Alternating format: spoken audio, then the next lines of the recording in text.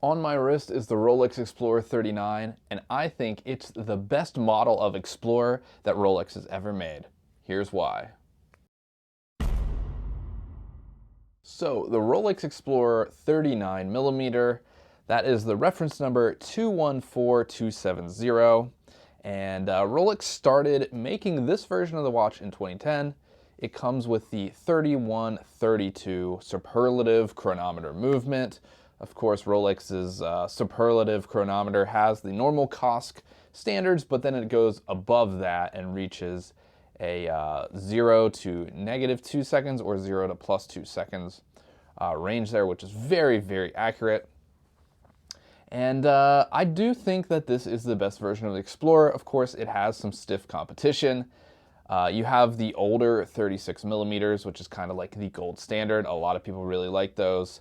A lot of people like that 36mm size. You also have the new versions of the watch, the current generation, which is going to be 36mm and also a 40mm. So there's lots of options for the Explorer. So let's get into why I think the 39 is actually the best one. So the first thing is going to be the size.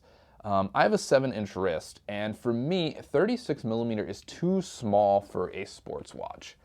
For a dress piece or something, sure, but I think the 36 is a little too small.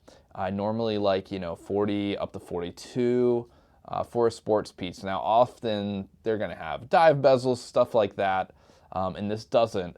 So for me, the 39 fits perfectly.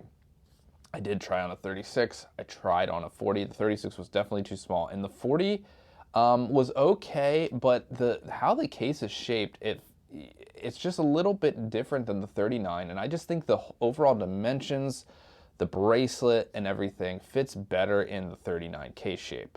Another thing is that the dial on the 39 does have a more matte black dial. The newer 36 and 40s has a gloss lacquer dial. It's kind of blingy with the white gold numerals and indices. It's a little too flashy for me. It wasn't my preferred. I mean, it looks great, but for a sports piece, I definitely want it to go under the radar a little bit. And this 39mm hits that perfectly with the non-flashy matte-based dial. Most people are not going to know this is a Rolex unless they can read it, or unless they're watch people. But of course, your normal person on the street, they're not going to understand that.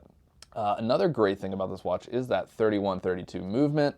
You are getting the parachrome hairspring, which is going to add great magnetic resistance to the watch, and also the Paraflex shock absorbers, which aids in shock absorption.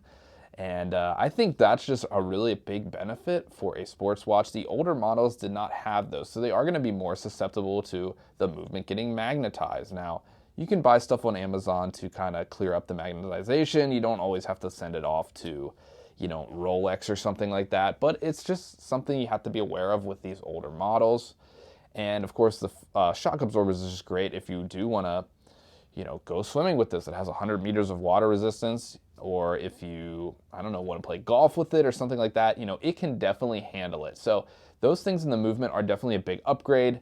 It does only have 48 hours of power reserve, so the newer movements are definitely going to be beating it in that regard. The new ones have 70 or 72 hours of power reserve, so that you definitely would see a difference in, I think, unless you're wearing it every day.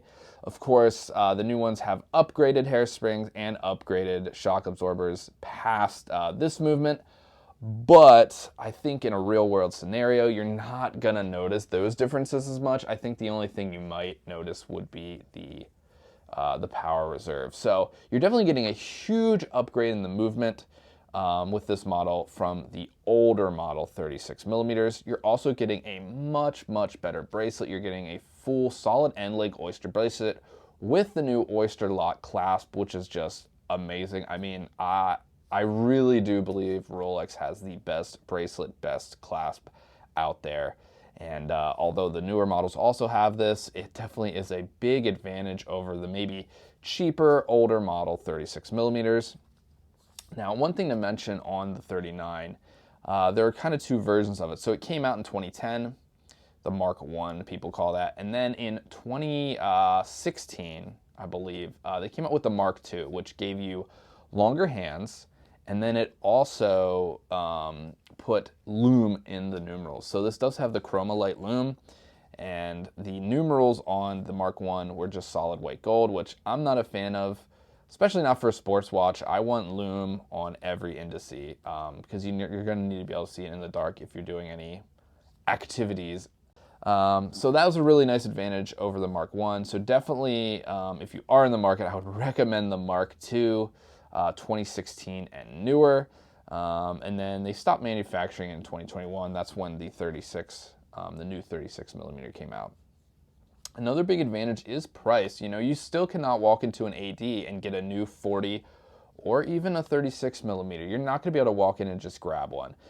They are a little more available than some of the other Rolex models. They're not super sought after like a Submariner or a GMT or something. So you have a better odds of getting it, but you're still just not going to be able to walk in and get it exactly when you want, which means you got to go gray, and you are going to be paying over retail. Now, the great thing about the 39 is they can often be found right around retail of a 40 millimeter or even a little bit below.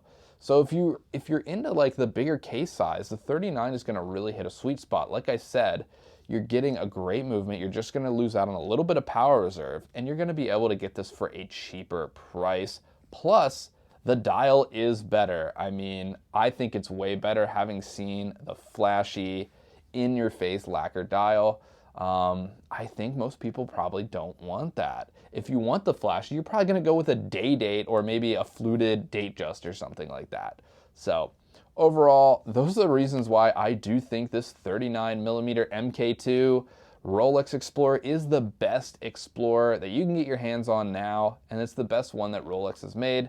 Of course, everyone has their opinion, so let me know down in the comments what you think about this watch. Is this your favorite version of the Rolex Explorer, or do you like a different version better? Please let me know. I read all the comments.